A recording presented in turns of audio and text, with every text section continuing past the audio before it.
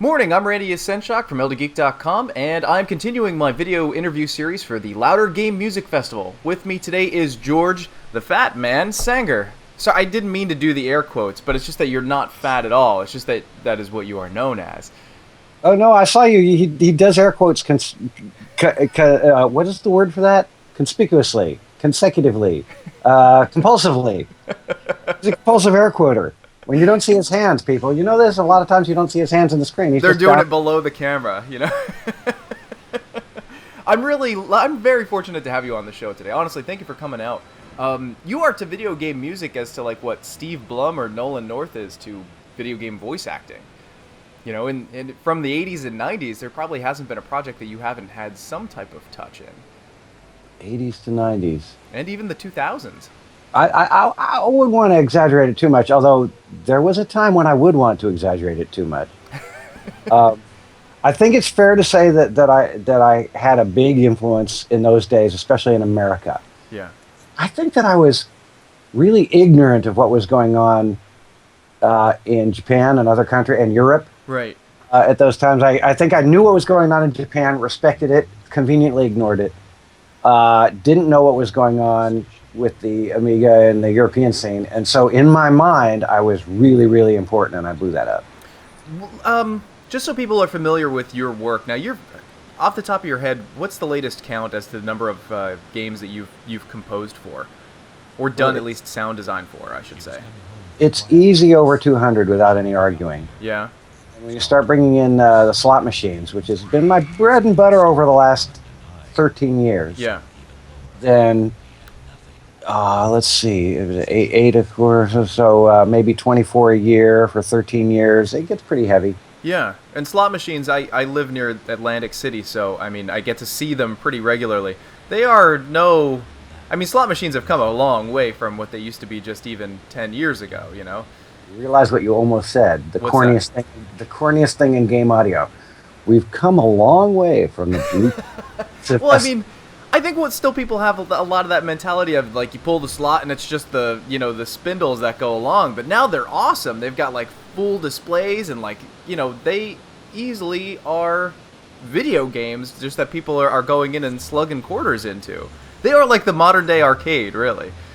Okay, so hold that thought, because in 1983. Let's say around the 90s, around the seventh guest time. Yeah. People would say exactly what you said. Right. Super surprised, but actually, you think of video games as doo doo doo doo doo. But when you listen to them, I mean, they're kind of like the TV shows and movies of today, aren't they? Well, to further my point, to further defend myself, I suppose. Oh, no. You're making the key point.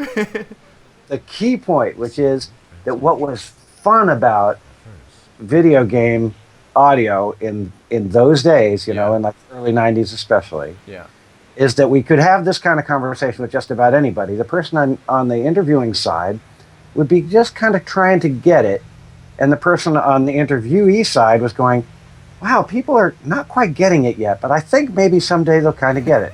So right now, slot machines, the way you feel about slot machines, the way your audience feels about slot machines, put yourself in that frame of mind and say, that's what people thought about video. It was not a glamorous profession. It was a zero. We called multimedia, which is CD-ROM based entertainment. Right. It was called the $0 billion industry. I like that term. Yeah, we were all super psyched about how much money it was going to make, and it didn't make any until the seventh guest. What was the very first game that you had your name accredited to? The Thin Ice on Intellivision. Nice. Yeah. What do you feel like? Oh, here, let me ask you a question before I go any further. What's the number one question that you are asked way too much, so I don't ask that question? I'll tell you, the question I'm asked way too little is that question. I love that question. I love that question. Shock one to me. Boom. Yeah. But honestly, is there a question that's asked way too much? Like, what are you absolutely tired of hearing or asked? Why are you called the Fat Man? How did you get started in the business? But I don't mind trying to answer it. It's you know what I think I don't like Randy, is, and I'd like to try to avoid it for you and for me, is if I find myself going into speaking from my head and from a memorized spiel, instead of speaking from what I'm really thinking and what I'm feeling. Yeah, let's have a conversation. Let's not turn this into, bang, here's my question, please give me an answer kind of thing.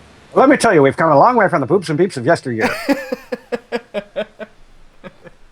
Because I'm sure you've done a ton of cons where you're like, here we go again, they're going to be asking me the same stuff all over again. And people, but there's a reason, I think, why people ask the same questions. It's because they all want to know, but it's not like public information.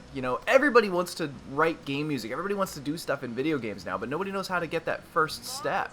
And to hear it coming from, somebody from your point of view, I think is kind of invaluable to them. And it's not really, it's not like you type into YouTube, how do I become a video game musician? And the answer comes forward, Yeah, and it's so complicated, and I think anybody who's done it, who's made it, quote unquote, you can't make it. That's an illusion. And we're all insecure, either insecure or deluded, one of the two, but we're making. I think that comes with any creative profession. Anybody in the creative field who doesn't get a moment of self-doubt probably, is full any human being who feels secure is fooling himself. It's just an illusion. You just got to be happy in the, we're falling over a cliff and we haven't hit the bottom yet, and so far so good. And that's happiness. That is happiness. And we're all singing a song on the way down.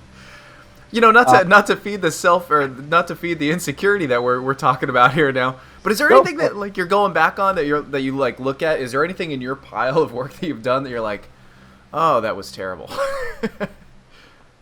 Oh, wow, that's good. Because I can look back, in my day jobs, I have some print work that I've done, like print design. I can look at some stuff and go like, that was rotten. I've gotten so much better since then, and I really wish I could just remove that from my resume. Of course I can, because I'm the guy that's controlling my resume, but do you know what I'm saying? Is there anything out there that you're like, boy, I wish I spent more time on that, or I wish that came together better? Oh yeah, I think that there my self-hypnosis is pretty good. A lot of times when I hear the stuff that I've done that has come out, I think, wow, that's pretty good. I don't remember that one. I didn't remember that. Yeah, that's all right. That's all right. But the projects that I got involved with, how much energy I spent on each project, it all forms a perfect mosaic in retrospect. Yeah. But, actually, I went back and looked at the 11th Hour, and I like the music, and I like that I was involved in a large project. But I wonder if the George of today, looking at the content and the horror and the sensationalism of it, I wonder if it's something that I would be attracted to. And then again, here I am going into Seventh Guest 3, I'm dragging my feet a little bit, and then even that part of it, even the dragging my feet a little bit, feels like, well, now I'm being unnecessarily snobby, and I don't know. There's some projects that I wish had flown. Yeah. That were ambitious, and it would be fun for the sake of I told you so. For instance, there was a project called Gameplay Music, which I think was so far ahead of its time, and I just really wasn't in a position to give it what it needed. But the idea was, we had this sort of list of problems with making music for games. Yeah. Repetitiveness being the big one. And the fact that clients didn't know what they wanted, and then again they would say, well, when they finally decide what they wanted, it was always the same stuff. Right. So, did you run into a lot of the problem where they were like, I don't know what I want, but I'll know it when I hear it? Was that a common response? I got a lot of that, and that can get frustrating, I would imagine. It can, especially if you have to put the work into giving them a lot of product. But that's also a learning process. Eventually you give them something. Eventually you teach them that you can give them a temp track and have them listen to other sounds and get in the neighborhood of what they want. No, yeah, that is frustrating. That's another one. Um, but we started a project called Gameplay Music, where the idea was that when you're playing your video game, the game engine, instead of going to the disc to look for the music that was composed for this game, Yeah. it would go to basically a finely tuned radio station on the internet and Huh. pick, Asian high tension battle music from a huge pool of Asian high tension battle music. Yeah. And then there would be a thumbs up, thumb down rating for all those tunes, and they would sort of sort themselves out. And I got it underway. I had huge high level talks with, which I had a nice talk with Rich Heineman at Electronic Arts. I had nice talks with the team at LucasArts, the old Three Stooges, Michael Land, Clint Bajakian, and Peter McConnell. But there were a lot of pieces that had to come into place. There had to be a common language. Yeah. There had to be, basically a MIDI for interactive audio. There had to be a common language that you could not only contain a file container that would contain all the different tunes, but also instructions for where they go in games and how they interact. There had to be a streaming wasn't quite happening yet. There had to be authoring systems like iMuse. Now it's FMod, that would be available to the masses, but there weren't things like that available yet. And I don't know. I think it was way ahead of its time. It was gigantic. It was a windmill. I don't think that I would try for it again, but it would be fun to be able to say, "Oh yeah, I invented that." Yeah, that would be pretty. That would be pretty neat, and I wonder if that's still something that would be possible to do with, instead of going with one of the bigger houses. That type of ambitious idea would almost nowadays play better within the indie scene. Yeah. Like somebody who has the time and the ability to not be like buckled down under a salary and all that kind of stuff, to be able to code it the way they want it to. But yeah, that is pretty interesting. That actually kind of spins me a little bit into one of your side projects, or the Project Horseshoe. That's still going on, right? It still is. Now my ex-wife handles that now. Oh, okay. All right. But it's it's sort of a secret meeting place for game design. Okay. It's what would you call it? An elite congregation of 50 people that get together on a little ranch or some kind of a resort in Texas every year. Yeah. And brainstorm solving game design's toughest problems. What do you think is game music's toughest problem? Like, what do you think most people is the largest issue that game music designers face? Is it finding the clients? Is it pleasing the clients? Is it the technology? I don't know. If you don't have a job, that's tough. Right. But that might not be your problem. Your problem might be that you're not writing good music, or yet. Maybe that the time isn't right for you yet. Yeah. Or maybe that that your life wants to go in a different direction. If you're at a company where nobody listens to the sound guy, then that could be your problem. Or the problem could be, that your insecurity is out of balance, and that it's just hitting you too hard. Or it could be that, you need to be more assertive or find a better company. But those kind of things. Okay, let's look at the complaints you hear. They're asking me to do music that's wrong for the game. They're not listening to me. That's a big one that you get from the sound guys. Now I'm finding myself, I'm solving other people's problems. I should look at my issues, and then my issues, the kind of thing that I run into is that it almost seems like an ego-based thing. It's like, that's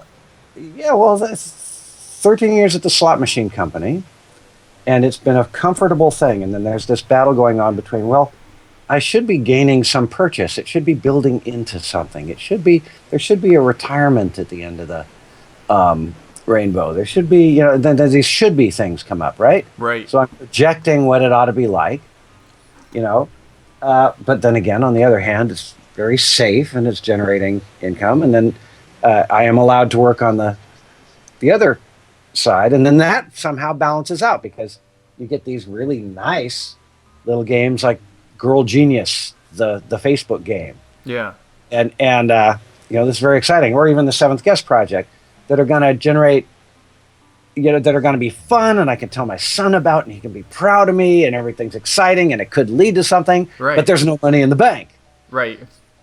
And so it's your mind getting these expectations and going back and forth with each other. Yeah, I call that the difference between actual pay and psychological pay. There's the job that pays your bills and lets you live, and then there's the job that helps you keep you sane and helps you be proud of yourself and helps you. You know what I mean?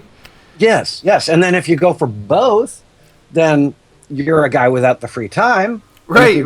No, and it's all just the play of life. I mean, I think that we go from being spirit to being born into bodies because we crave experience, and this is experience.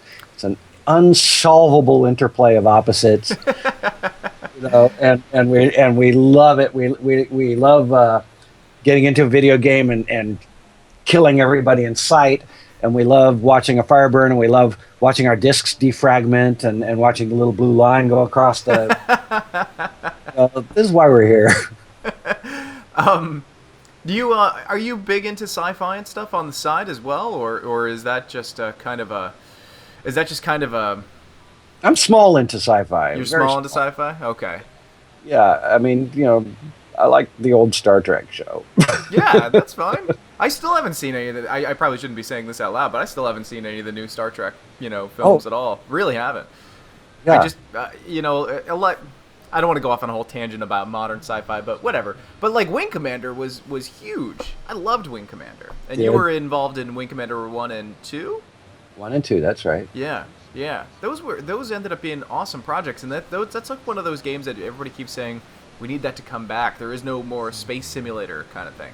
No, dude is doing it. He did a Kickstarter and got a lot of money. Yeah. I can't remember what it's called, but when I say dude, I mean Chris Roberts, and he's doing it at the high end. And I hit it off with his composer actually accidentally. Yeah. Had some technical issues, and somebody said, "Oh, you need to talk to Pedro Macedo Camacho." And I didn't know why they sent me to him, but he's extremely helpful in the technical side of things. I mean, he's just got a huge open heart, and he just tells everybody everything. And he's got this incredible orchestral simulating rig. I mean, he's got 7 computers that are all tied together. Wow. He's got actually 300 billion gigabytes of memory. He just gave me the greatest advice. And then at the end, we figured out that he was working on the new Wing Commander, and then he figured out that I worked on the old Wing Commander. Oh, that's really cool. And it turned into a teary story because while he started telling me, well, the reason I got into composing was because, my earliest memory, my fondest memories of my father before he passed on were him and me playing Wing Commander and all your games, George. And, that's why I got into it. And I want to give you a present. I want to give you the score for my wow Requiem, which is like a 500-page thing. And he was like doing this tribute. And while he's doing that, I get this call from Dave Govett, who was my Team Fat buddy who wrote the 2 main themes for Wing Commander. So he wrote the main themes, and then I wrote a little more music than he did, and he wrote a little more of the hit themes, and I incorporated his theme. So Dave was calling me while I was typing this to Pedro to tell me that his mom had passed on. Jeez. So it was a neat sort of a flowing moment, and anyway, there's Wing Commander. I think that Wing Commander is in good hands. If you listen to any of Pedro's music, he's got this Requiem thing is out on YouTube where he lives in Portugal. Yeah. He's got this huge Portuguese orchestra playing his music out there. He's so legit and so open-hearted and a very interesting guy. So anyway, Wing Commander's in good hands, and I have no urge to go back and do Wing Commander. Now there's a good feeling. That's got to be a good feeling, knowing that you can safely walk away from something. Now, I feel kind of that way about Seventh Guest, and maybe that's part of why it took a while for me to get back involved in the Seventh Guest 3 project that's kickstarting now. Because it was in the hands of a good composer, a guy named Maze Dude. But what still needed to be worked out was whether or not they could use the music from the old games. Mm. And there's still some unfinished business, and it took a while for me to be able to give the permission for that. And that's the extent to which I'm involved in that project at this point, is that I'm cheering them on. Yeah. And they're going to use my licensed music, and hopefully Maze Dude will take it and turn it into something really good without disappointing the fans. But I think that the fans will enjoy it. That's awesome. I imagine that's probably a similar feeling to like knowing that your son or daughter is marrying somebody who's not a jerk, kind of thing, where you're like, wow, I'm actually happy that you're marrying this person. They're a good person. I can safely go to bed at night and not have to worry about you anymore. You're in good hands, kind of thing.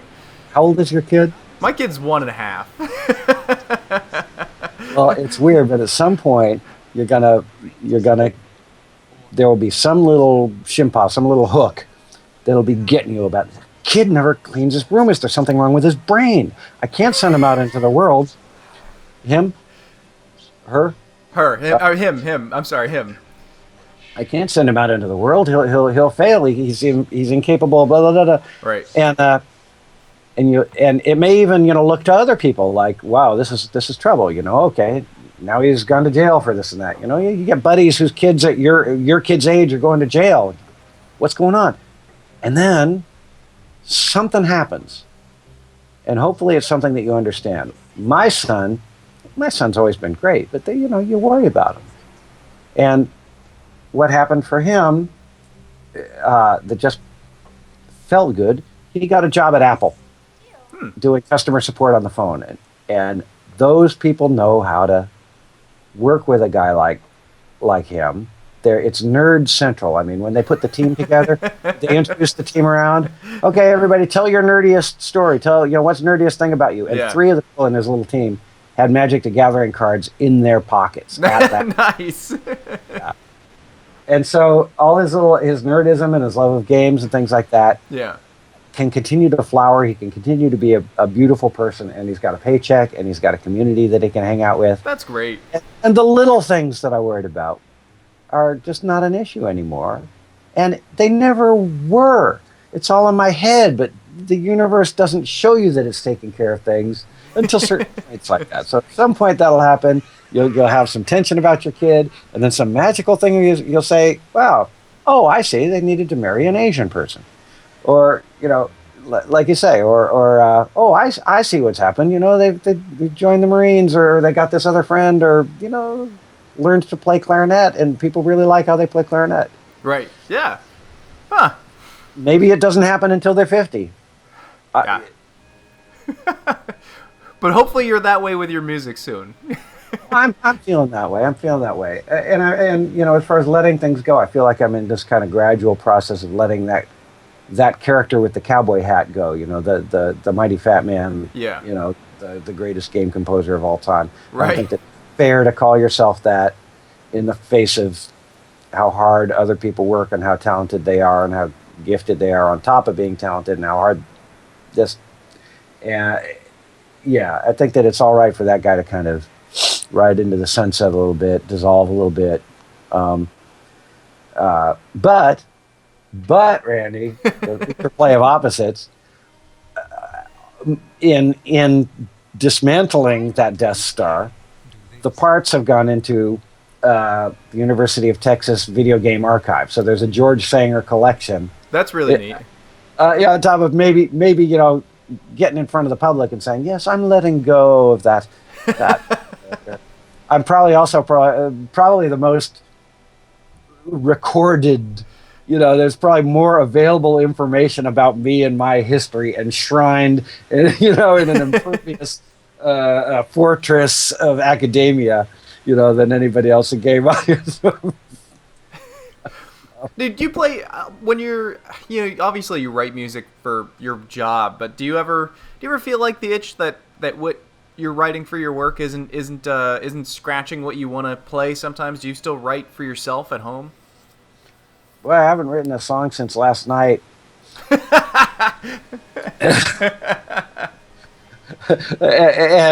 we had a nice jam session over here. One of my buddies came down from Los Angeles and jammed yesterday. out by the bay. We're on the bay in Coronado, so we look across the San Diego Bay, and my wife throws these neat little jam parties. That's awesome. Yeah. So yeah, I love jamming. I love writing music. I write music for my wife a lot. I write. When I feel that itch, I kind of try to scratch it. Yeah. And in fact, to some small extent, work can wait if I get that itch. Yeah. Which is scary to say because, it's a tough business. And if you screw up bad enough, they don't want you back. But you got to take it. To me, if I feel a good love song bubbling up, that I have to go, okay, well, what would George Harrison do? Even though George could afford it, no one's going to fire him. Seriously, if you feel a good song in you, you put it down. Somebody was, I wrote a little haiku this morning for somebody who was saying, "Step up your tweets a notch, George." Well, sometimes you never know. Like, it's good to hear that you do write and stuff on the side because, how to equate it to the everyman? I would assume, this wasn't me, but like if you worked at a pizza shop and you were surrounded by pizza all day, you don't want to go home and eat pizza. When I was a teenager and I worked in a pizza shop, I wanted to go home with pizza every day. I loved pizza, still do. But to some people, they're like, I'm tired of it. I don't want to do it anymore. But it's good to see, somebody in a creative position isn't using all of their creative energy in their 9 to 5. That they still have some to do a personal project. Yeah, I think that the hard part of that is sitting in this chair at this computer, producing a piece, because that physically is what I do all day. Right. To write a tune, you go off. You maybe have an iPad or pencil and paper. You can be doing anything else. You can be eating pizza. So the physically it's varied, mentally it's varied. And I think that the part that I do crave is the varied part. Yeah. Because when I orchestrate for my job, I orchestrate for me.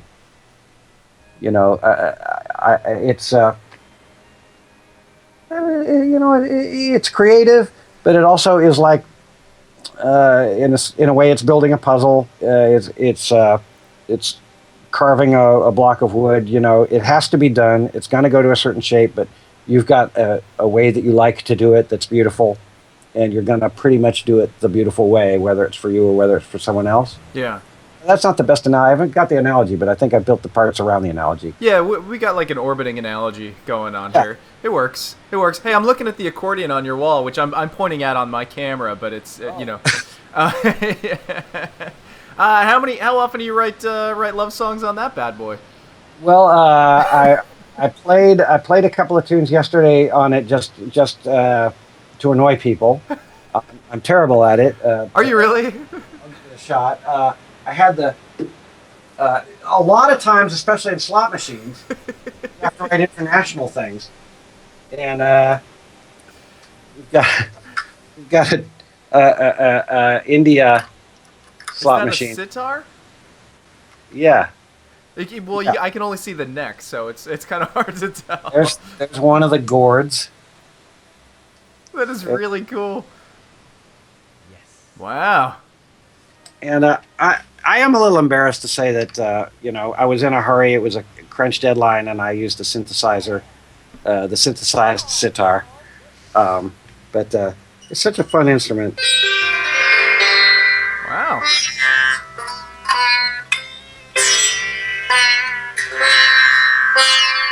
Not quite in tune.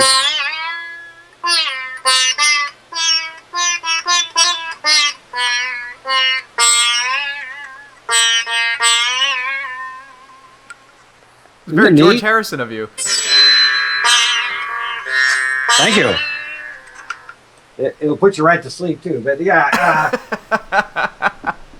So the sitar's there for work purposes. The accordion is there because sometimes, you got to go to Italy or you got a pirate game, and it doesn't even need to be a pirate game. Even Mario uses a ton of accordion. Yeah. And it's you don't have to really be good at it. And this is true with almost any instrument. I can play almost anything, except I haven't gotten anything out of violin yet. But if you just go, what's going on there? If you just find a couple buttons.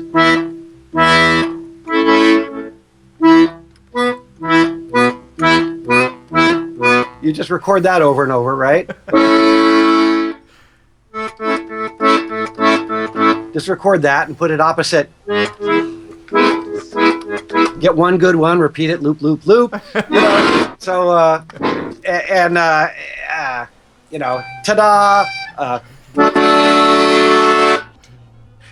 There you have it. How to make $1 million while recording, video game and video game music using just the accordion. Well, yeah, you play an instrument badly and then cut and paste it until it sounds like what you wanted. And I've done a lot of that with trumpet, and believe me, a little bit of bad trumpet, a little bit of bad accordion is a lot better than no trumpet, no accordion. Oh, there you go. And then go ahead. I was gonna say this. This is kind of something I've been asking a lot of people, and it's interesting to hear some of the answers. But did you grow up in a musical household? Yeah. In fact, I grew up in this house. Oh, really? Living with my parents actually right now, but it's a pretty music. Dad got a big church organ, and he used to play chorales on that. He wasn't really good at it, but he just loved to do it. Yeah. Mom grew up playing instruments, just played guitar around us when we were young and didn't play much since then. But we were encouraged to be in bands, marching band, that kind of thing when we were kids, all four of us. And so my high school band instructor was very charismatic. He was the leader of a famous surf band called the Astronauts. They were actually bigger in Japan than the Beach Boys were for a while. So this incredible cowboy, they were a surf band from Colorado. So he was a cowboy and he wore the 7 buttons on his sleeve and was just a complete positive influence and taught me and my friends in that band how to play our instruments and how to play guitar and bass too on top of the marching band stuff. Wow. And then he'd show us videos, show us slideshows of pictures he took while he was on tour. So, that's Glenn Campbell in the corner, and this is us on Shindig and Hullabaloo and these, dance shows. So that was a very musical sort of middle school crucible for me and my family and my friends to grow up in. I just last year married little what back then was the little flute player in that marching band. That's great. So yeah, it was a musical background. Yes, it was musical. It was charismatic. It was encouraging. It was there was a lot of showmanship involved, and positivity. A lot of you are number one. Get out there on that street and come off the line like gangbusters. That kind of thing. Yeah, was in our culture. That's great. Yeah. That's really great. Yeah, I'm finding that people who are very, I don't want to say musical because that's not really even the right term, but people who are really driven by music tend to have grown up in music.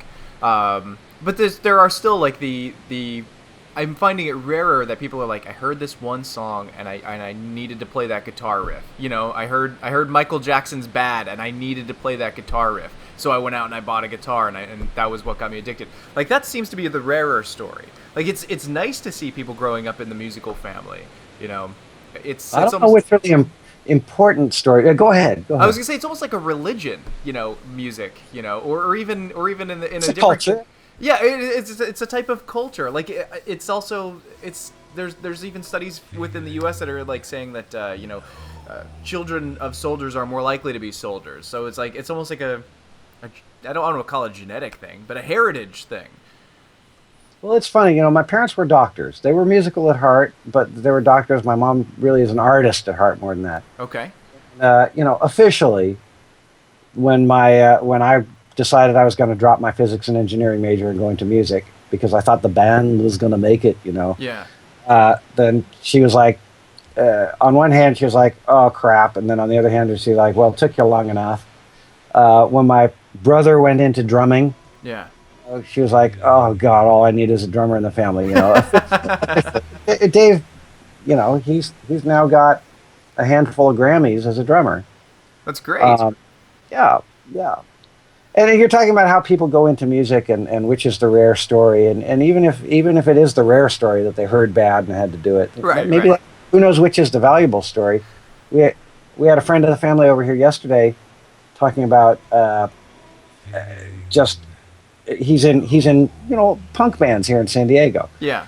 and he's finding that there are people who need to hear the message of the punk band. There are people who, a lot of kids are very depressed. A lot of kids these days don't have that much to hang on to, and rather than he's encouraging people, rather than kill yourself, rather than climb into your room and just climb into a sandwich, play music. Well, I Yeah. can't play music. Play punk. Because it is cathartic. It is a way. There are lots of ways to get in touch with who you are, Yeah. because you are who you are. It's actually the one thing that you can't not be. But you forget it. You think, well, I'm this body. I'm this unfortunate person who's being picked on. I'm this person who's got all this bad luck. But really, you're something else. And there are a lot of ways to find out what that thing is. And when you find what it is, you're going to feel. You're not going to mind. You're not going to mind as much these things that happen. They'll matter. You'll care. Yeah. But it'll be all right. Yeah. So if you want things to be all right, you get onto one of these paths. One of the good paths is music. Just make noise. Or origami, or you'll hear it calling. You'll hear it calling. You'll sit up in bed, and like you say, you say, I gotta play that song. Yeah. It's not that. Maybe you see a lowrider car, say, I gotta build a lowrider. I Right. gotta. Yeah. Exactly. Yeah. Well, What if- here. Oh, go ahead. Go ahead. Oh, I was gonna ask you, what's your thing? I mean, what calls to you and makes you go, yeah, man, I gotta do that. Ah, man, I had so many things that were my calling throughout my entire life. My calling kind of changes every every 5 years or so. But no, you know what? To be honest with you, I started up doing Elder Geek I think it was 4, maybe even 5 years ago now. And it was one of those things in the back of my mind that I I was working as an editor, and I thought to myself, I really want to edit something on my own, because even as an editor in the desk job that I had, it was surprising how much political stuff was going on behind the scenes. It was like, oh, you can't edit that guy that heavy. He's a friend of the owner, and it's just a lot of weird things that would go on. And so I ended up feeling like I was just a glorified spell checker that could have been Microsoft Word 95 been done. And so I needed an outlet. I needed an outlet to do writing. I needed an outlet to, I even do some drawing. There goes my air quotes again. To do to do some drawing. Am I seeing the background? Am I seeing the skull? No, these are actually from some video games. But I just needed a creative outlet that I wasn't getting from my 9-to-5 job, even though my 9-to-5 job was creative, at times. But so I was like, all right, I'm gonna start up Elder Geek, and I also really love video games, so I'm gonna combine these two together and make this thing. So I looked at the video game critique market, and I saw that it was overcrowded, and I said, me too. I'm going to do it too. Yeah. Okay. So back to your first question, how do I get into the business? Oh, there's no way. Yeah. There's not very many seats. There's a whole lot of butts. Right. But when you get that feeling, when you sit up and go, oh my God, yeah, me too. I see it's impossible. Me too. Well, it's 1,000,000 to 1 shot. Yeah, and you know what? 1,000,000 to 1 shot means you're gonna get dashed on the rocks. Well, maybe you need it, and maybe you're not gonna. I don't know. Just if you're feeling it like that, pay attention at least. Yeah. At least. Yeah. So you did it, huh? Yeah, I mean, I'm doing it. I'm getting somewhere. I can say that I've definitely progressed from where I was when I first started. And to be honest with you, if it all fell to pieces tomorrow, like say I publicly said something that was completely taken out of context and everybody read it as atrocious, and and everybody saw my public figure as horrible, I'd probably still keep doing it anyway, because it makes me happy. It's a good outlet for me, and I feel like I'm actually having a good impact in my little world, Then my message to your public is, pay attention to Randy. He's saying what I want to say to you about video game music. That was actually going to be my next question to you. Was going to be like, to all the budding musicians, and even the experienced musicians out there, the ones who have 5 and 10 games under their belt. Like, what do you have to look back over your experience and say, you know, this is something you need to pay attention to, or what you know, you're bubbling over with sagacity here, and I'm trying to scoop some of that up for for the listeners. Well, like my like the haiku that I tweeted this morning for that, it is there's not. I got it into 575, you know, for a haiku, but what's worth tweeting? Every heart knows nature's beauty. Yet the birds still sing. You know, I mean, you know, the people know what's worth doing. They know what's, you know, what I look back on as being. Oh, this would be funny to say that. What was the question again?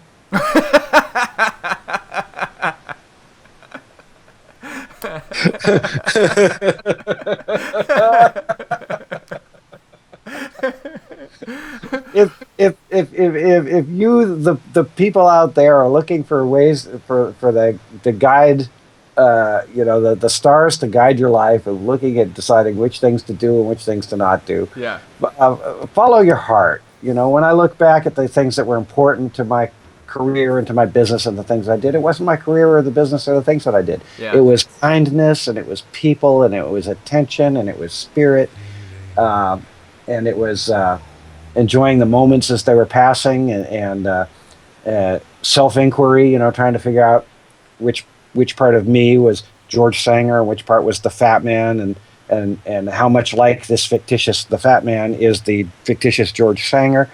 And but the things that drove me, and the perfume around that kind of thing, is these belly laughs. You know, when you're on track, you laugh, and you sit up in bed, and things make you smile, and things feel right and safe, or maybe not safe, maybe exciting, maybe you want to see things destroyed. You know, you get, you know, like a video game sometimes is the right thing. Yeah. All right, one final question, I guess, because we're running a little long, I think. I don't want to end on a down note, but is there anything that you wish you had done? I don't want to call it a regret, but is there any risk that you wish you took that you didn't? You know, because like just to kind of seed into this, like, you know, you had asked like what got me started on this. I had the desire to start this when I was a lot younger, and I actually had friends that were like, "Don't do that, that's stupid," and I felt like they were right, and I didn't listen to them, and I listened to them, you know, and I waited a while, and you know, I don't you know, hold anything against them now, but now I'm thinking to myself, God, I wish I didn't listen to them. I wish I started this 5 years sooner. I wish I started this 10 years sooner. You know. I hear you, and I could dredge through the dirt of my life, and I could bring up a parallel story and relate. But there's another voice, and pardon if this is a little bit holier than thou, but I feel like if I really did bring that up and hold it up, it would be like calling God a liar. It would be like saying, no, the universe really doesn't work, and here's one of the spots where it kind of came a little short. You know, all the pointers indicate that we're in good hands. Even with the horrible, even with the atrocities, even with the worst of it.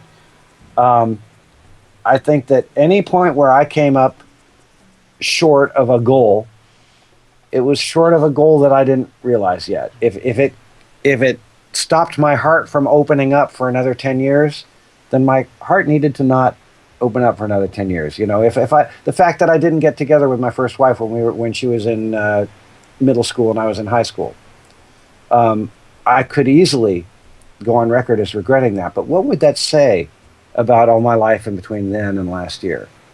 You know, it just isn't. It isn't right. The universe knows what it's doing. You know, even as far as people fading out and people passing on, I mean, death is not the worst thing. We'd really be in trouble if people live forever. Oh my gosh! Then no babies. You know, if people lived forever and people had babies, the world would fill up. It'd be a drag. Then there's that other theory that if you lived forever, eventually you would end up getting stuck somewhere.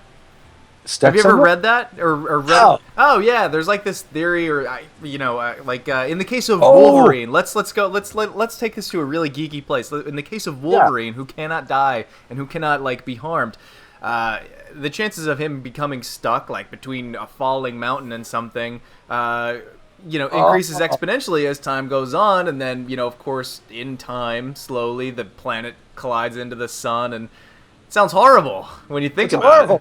Well, the best I saw, also geeky, is in the Sandman series. There's a character who makes a deal with the Sandman. He can live forever. So they meet in Shakespeare's day, and the character, and they meet like every 10 years, 100 years. I can't remember what it was. They kind of check in with each other every once in a while. So this guy, starts out as a drunk in a Shakespeare pub. He goes on to become a slave trader. He's got all these women. He gets rich. He gets poor. He does all these things. And finally, the thing that finally makes him say, no, take it back. I don't want to live anymore. I don't want to live anymore. The thing that does it is he goes to a modern-day Renaissance fair. And the and the nerds going, turkey leg, my lord?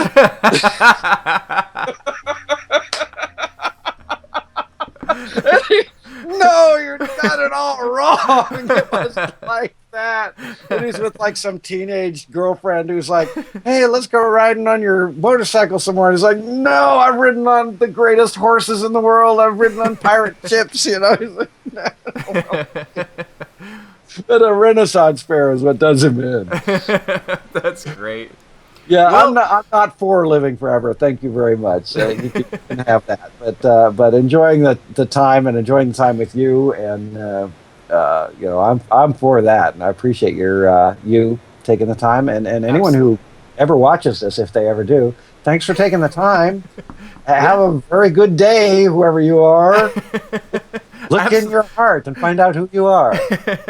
Absolutely, honestly, thanks for coming on. Thanks for talking with me. Thanks for, refueling up before we started this. And, a little bit of video game music Jediism here from George Sanger. Appreciate it. Right on. All right, everybody. This has been Randy Yasenchak for the Loudr Game Music Festival 2013. Take care. Take care.